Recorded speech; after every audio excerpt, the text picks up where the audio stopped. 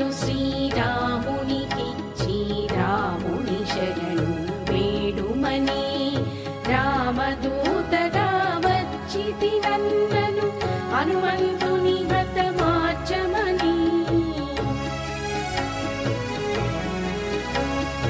దూతను చంపుట పాపమనుచును విభీషణాదులు తెల్పగను వానరములకు అతి ప్రియమైన తోకను కాల్చగా ఆజ్ఞాపించి రాక్షసులంతట నూనె చీరలను తోకకు చుట్టి నిప్పంటించి వీధులయందున త్రిప్పుచుండ ఇంద్రకు తోకతో నిప్పంటించి అగ్ని ఎంతగా ప్రజ్వరిల్లినను హనుమను చల్లగా చూచెనుగా మైథిలి యొక్క పాతివ్రత్యముకు అనలుడు ఎంతో చల్లబడెను.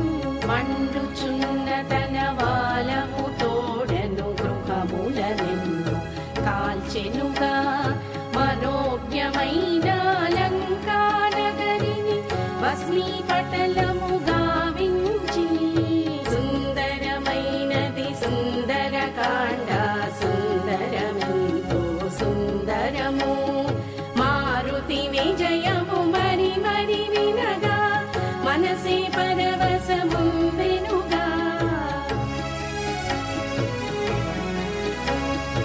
ఆ పుత్రాహ తండ్రి అనుచును మరణ ఘోషలే పెట్టుచును రాక్షసులందరూ రోదన చేయుచు భయముతో పరుగులు పెట్టిరిగా.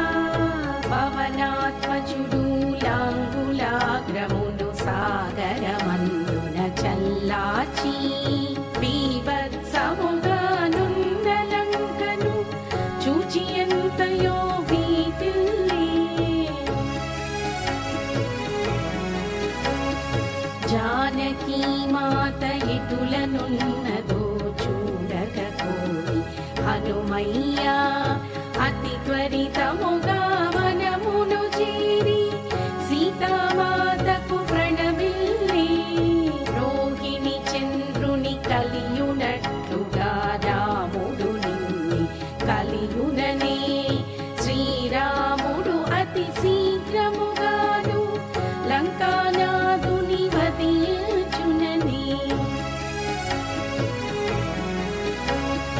సీతయు తనకు ప్రియము చేసిన హనుమకు అలసట తీరగను ఎందైనను ఆ రాత్రిని గడిపి మరలి పొమ్మని తెలిపెనుగా. అవలీలగా ఆ సంద్రము దాటి మిత్రుల చేరిన మారుతియు మధువనిలోని మధువును గ్రోలి రాముని చెంతను నిలిచెనుగా. అంతట మారుతి సీత క్షేమమును యథాతథముగా వినిపించి జానకి ఇచ్చిన చూడామణిని రఘురామునికి అందించి చూచిరమ్మనిన కాల్చి వచ్చిన ఘనతయే నీకు దక్కెనుగా. హనుమయ్యా నీ సాటెవరనుచు సుగ్రీవాదులు కీర్తించి మాయిల వేలుపు మారుతియే కద తప్పులు క్షమించ కోరుదును మారుతికిదియే అంకితమనుచు మంగళహారతి పాడెదను. రఘురాముని నీ మనమున నిలిపిన మారుతి నీకిదే మంగళము. నీ దాసులతో నన్ను చీర్చగను మరి మరి నిన్నే వేడెదను. సుందరమైనది సుందరకాండ సుందరమెంతో సుందరము మారుతి విజయము మరి మరి వినగా మనసే పరవశముందెనుగా.